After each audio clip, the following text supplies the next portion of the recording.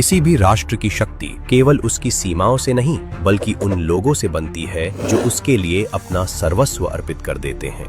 भारत के ऐसे ही महान सपूत थे डॉक्टर श्यामा प्रसाद मुखर्जी। उनका जीवन केवल एक व्यक्ति की कहानी नहीं बल्कि राष्ट्र प्रथम के उस विचार का प्रतीक है जिसने लाखों कार्यकर्ताओं को देश के लिए जीने की प्रेरणा दी। प्रखर राष्ट्रवादी, एक महान चिंतक और हम कह सकते हैं इस देश के पहले उद्योग मंत्री आदरणीय श्यामा प्रसाद मुखर्जी जी ने जो सपना देखा, जिस चीज के लिए बलिदान दिया, कहीं न कहीं वो बलिदान आज हम सब के सामने उसकी सार्थकता दिख रही है। कश्मीर से 370 धारा समाप्त करना माननीय प्रधानमंत्री नरेंद्र मोदी जी के नेतृत्व में निश्चित रूप से मैं मानता हूं कि श्यामा प्रसाद मुखर्जी जी को एक सच्ची श्रद्धांजलि है।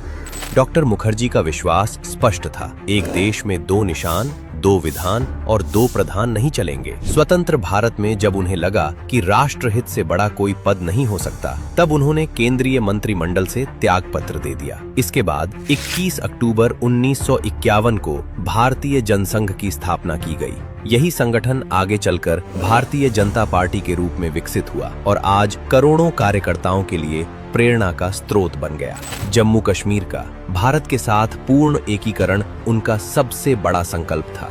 इसी उद्देश्य से उन्होंने परमिट व्यवस्था को चुनौती दी, जम्मू कश्मीर में प्रवेश किया, गिरफ्तार हुए और हिरासत के दौरान ही अपने प्राणों को राष्ट्र के नाम न्योछावर कर दिया। उनका ये अटूट समर्पण आने वाली पीढ़ियों के लिए राष्ट्रभक्ति का प्रतीक बन गया। इसी का परिणाम है कि आज जम्मू कश्मीर विकास, निवेश, पर्यटन और नई संभावनाओं के साथ आगे बढ़ रहा है। डॉक्टर श्यामा प्रसाद मुखर्जी की जन्मभूमि पश्चिम बंगाल में 75 वर्षों बाद भारतीय जनता पार्टी की ऐतिहासिक विजय उन्हें सच्ची श्रद्धांजलि है। ये केवल ऐतिहासिक जीत नहीं बल्कि उनके राष्ट्र प्रथम के विचार और आदर्शों पर जनता की ऐतिहासिक मुहर है। आज उनकी जन्म जयंती केवल एक महापुरुष को स्मरण करने का दिन नहीं बल्कि उस विचार, उस संगठन और उस संकल्प को आगे बढ़ाने का दिन है जिसके लिए उन्होंने अपना सर्वस्व राष्ट्र को अर्पित कर दिया था।